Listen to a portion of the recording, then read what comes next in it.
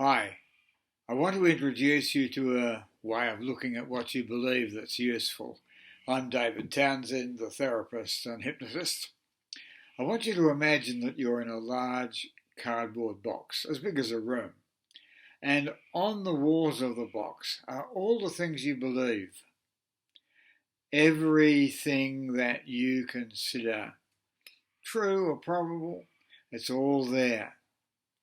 From how big the universe is, to a football team you support, to hating all forms of sport, to how you get on to your family, with your family, and all the rest.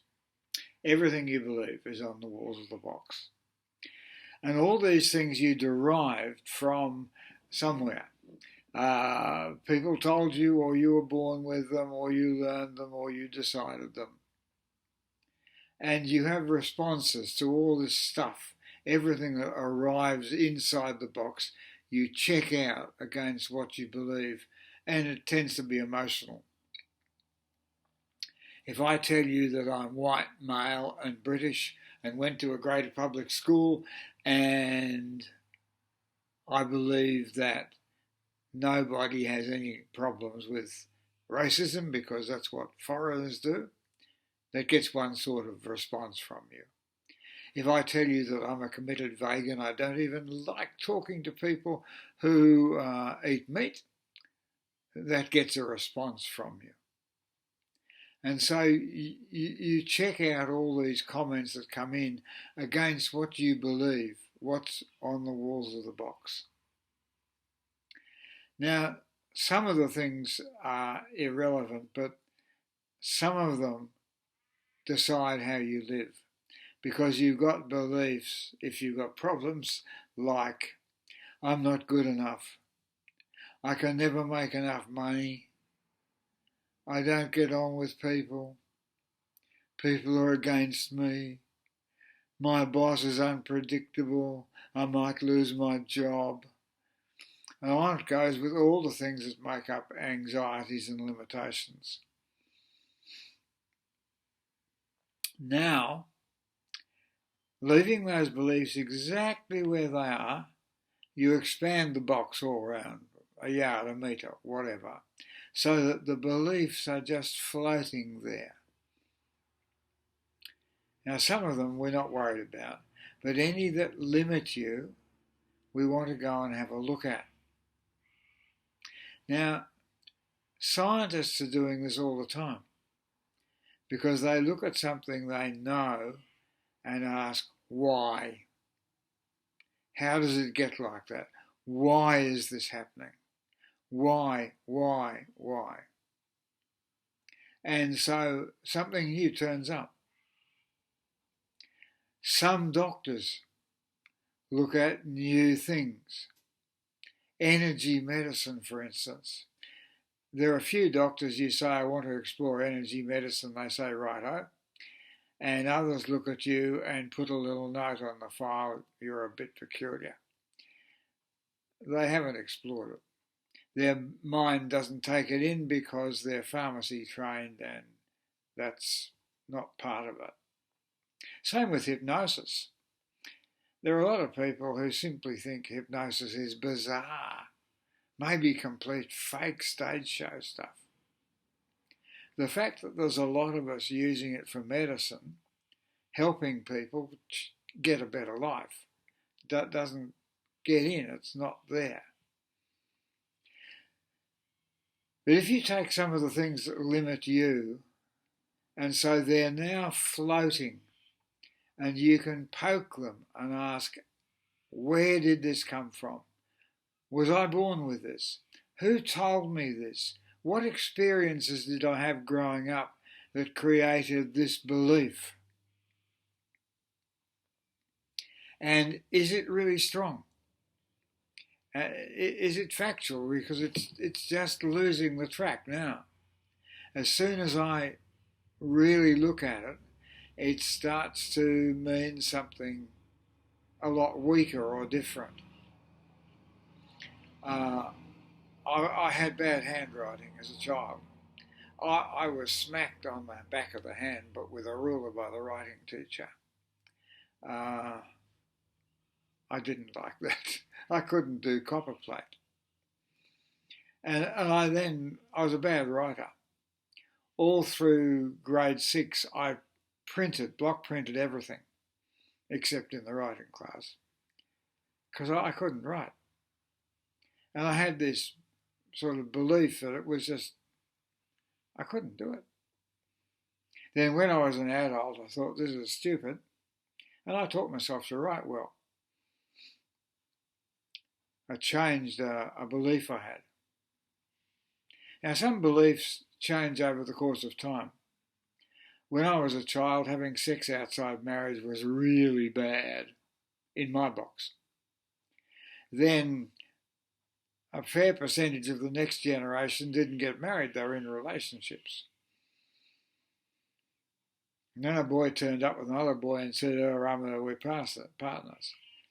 Now, each time you had to change beliefs, you had to stop off and ask, do I say, go away, never darken my doors again, you are a sinner? Or do I say, your family, I love you, come on in?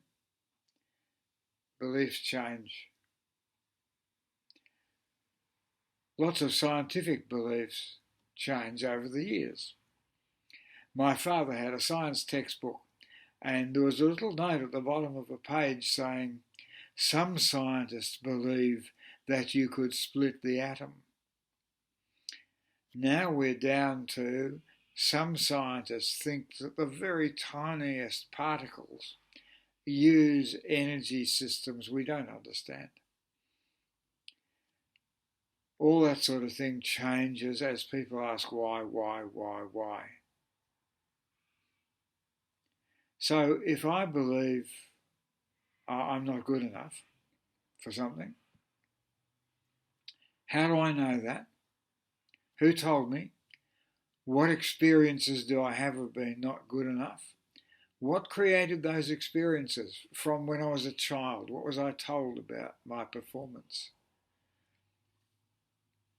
And can I change it now? It's just a floating belief that is inconvenient. Can I believe something different? Oh, well, how do I change a belief? Well, a lot of it's just telling yourself you've got it. You use your voice and your energy. I am good. I'm excellent. I can do this. And you make changes like that in small steps. If, for instance, you're a salesperson and you get distressed, it's threatening, then making huge changes in your personality overnight's not going to happen. You start with small experiments. You stretch your comfort zone. And you start being real. What am I afraid of? That I'll be rejected. Well, you might be, but you mightn't be. Depends on the person you're talking to.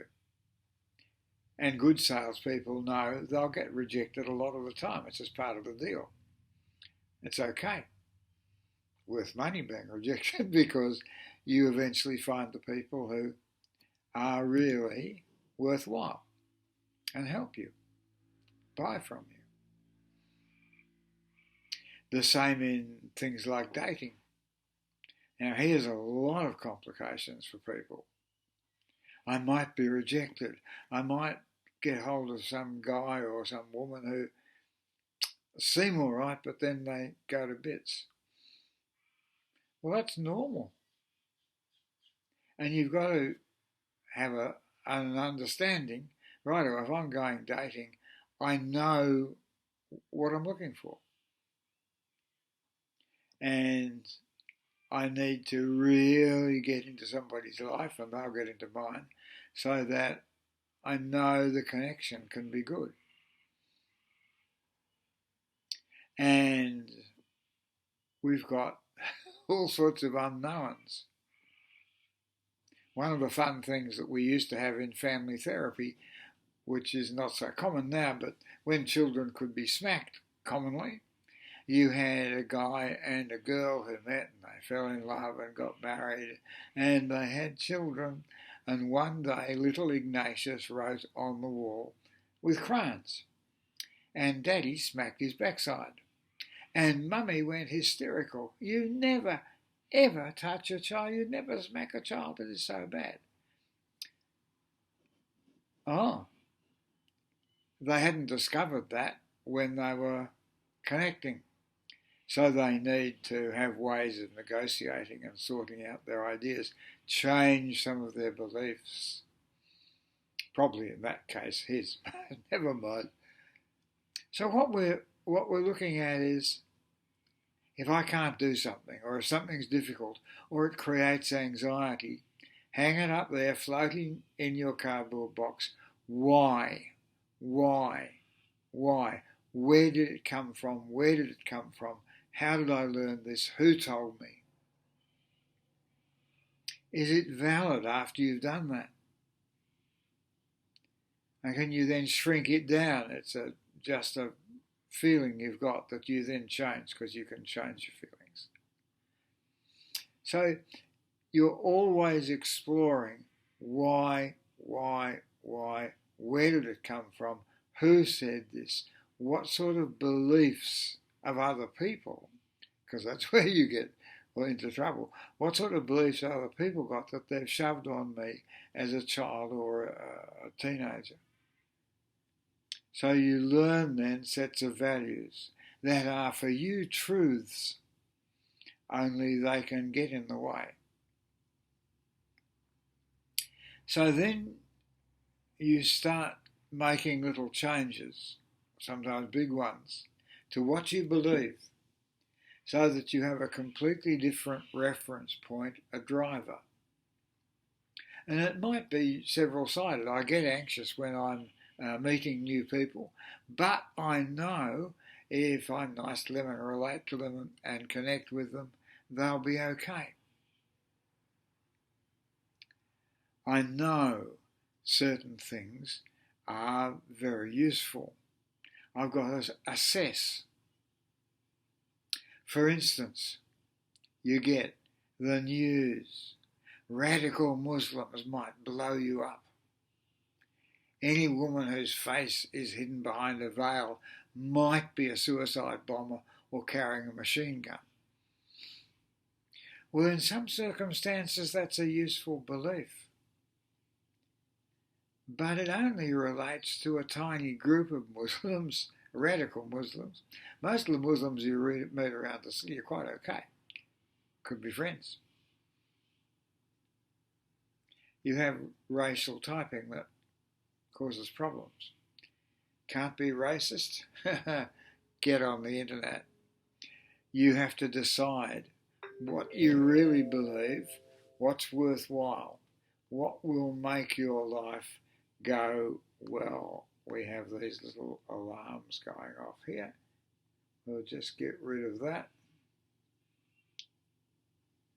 And there we are. So, just imagine you're in your cardboard box. You're starting to have some changes to the beliefs that are hanging close to the walls of the box. And then you're starting to manage your life better. And you're starting to have a more realistic view of the world. I think it was Ashley Brilliant who said, I've given up looking for reality, I'm now looking for a good fantasy. Well, we all have a good fantasy. It's all around the walls of our box. But we need beliefs that enable us to grow. I've got a belief that I have attention deficit hyperactive disorder. That's my belief, my experience through life. But parts of it I need to challenge. Why do I procrastinate? Why? How did I learn to do that? It's got components of fear. It may be some genes, but it's got some components of fear I can change. And I can make different decisions about how I handle things. I see something that needs doing, I either do it or I schedule it. And stuff that's in the schedule has to be done. Do it now is great fun, providing you actually do it now. You start to play with your beliefs. Have fun with this, because that's the only way it works well. Enjoy being different. That's right.